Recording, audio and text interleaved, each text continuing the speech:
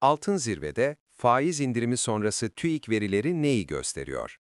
Piyasalar için yeni bir haftanın başlangıcında ve gündemin ilk sırasında dün açıklanan enflasyon verileri yer alıyor. TÜİK'in paylaştığı rakamlara göre yıllık tüketici enflasyonu %32,87 seviyesine ulaştı. Bu veri, geçtiğimiz ay Merkez Bankası'nın faiz indirimi kararı sonrası piyasalarda oluşan beklentileri yeniden şekillendirme potansiyeli taşıyor. Bu karmaşık denklemde hisse senedi piyasası gibi bazı göstergeler haftaya olumlu başlasa da, tasarruf sahiplerinin önemli bir kısmının rotasını farklı bir yöne çevirdiği gözlemleniyor. Yılbaşından bu yana yatırımcısına önemli bir getiri sunan gram altın, haftaya 5431 TL seviyelerinden başlayarak yine dikkatleri üzerine çekti. Fiyat artışları ve gelecek beklentisi. Açıklanan yıllık %32,87'lik tüfe rakamları, enflasyonun yüksek seyleni koruduğunu gösteriyor. Üstelik TÜİK verilerine göre üretici fiyat endeksindeki %27,00'lık artışın henüz tam olarak tüketici fiyatlarına yansımamış olması, gelecek dönemlerde zam baskısının sürebileceğine dair bir işaret olarak değerlendiriliyor. Diğer yandan, mevcut makroekonomik veriler, bankaların verdiği kredilerin, üretim ve istihdam yaratan reel ekonomik aktiviteye beklenen hızda dönüşmediğini düşündürmektedir. Bu durum, yüksek enflasyonun devam ettiği bir ortamda ekonomik büyümenin niteliği üzerine soruları beraberinde getiriyor. Faiz, tasarruf ve güven makası. TCMB'nin politika faizini %39,50 seviyesinde tuttuğu görülmektedir.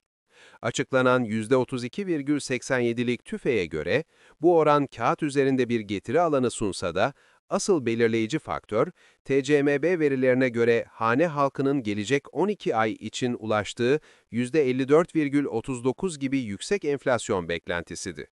Bu beklentiye göre hesaplandığında, Türk lirası cinsinden tasarrufların reel getirisi, enflasyona karşı erimeye işaret eden bir görünüm sergilemektedir. Bu durum, yatırımcıların altın gibi varlıklara yönelme eğilimini güçlendiriyor. Külçe altının yıllık bazda %29,18'lik reel getiri sunması, TÜİK'e göre enflasyondan korunmada ne kadar başarılı olduğunu gösterirken, Borsa İstanbul BIST 100'ün yıllık bazda %16,09 reel kayıp yaşatması bu arayışın temelini oluşturuyor. Piyasalardaki ayrışma ve küresel faktörler. Bu ortamda piyasalar farklı hikayeler anlatıyor. Borsa İstanbul BIST 100 likidite arayışı nedeniyle kısa vadede yükseliş gösterse de, yıllık reel performansı bu yükselişin yapısal bir güvenden ziyade alternatifsizlikten kaynaklandığı yorumlarını güçlendiriyor. TÜİK'e göre Borsa İstanbul BIST 100 yıllık bazda %-16,09'la yatırımcısına reel bir kayıp yaşatmıştır.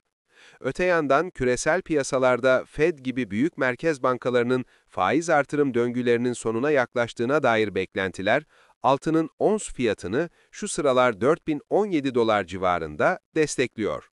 Küresel ve yerel faktörlerin birleşimi, gram altının TL bazındaki fiyatı üzerinde katmanlı bir etki yaratma potansiyeli taşıyor. Sonuç olarak bugün açıklanan enflasyon verisi, ekonomi gündeminin en önemli başlığı olmaya devam ediyor. Mevcut koşullar altında altının bir yatırım aracı olarak öne çıkması, tasarruf sahiplerinin alım güçlerini koruma yönündeki doğal arayışının bir yansıması olarak değerlendirilebilir. Önümüzdeki dönemde atılacak politika adımları ve açıklanacak yeni veriler piyasaların yönünü belirlemede kritik rol oynayacaktır.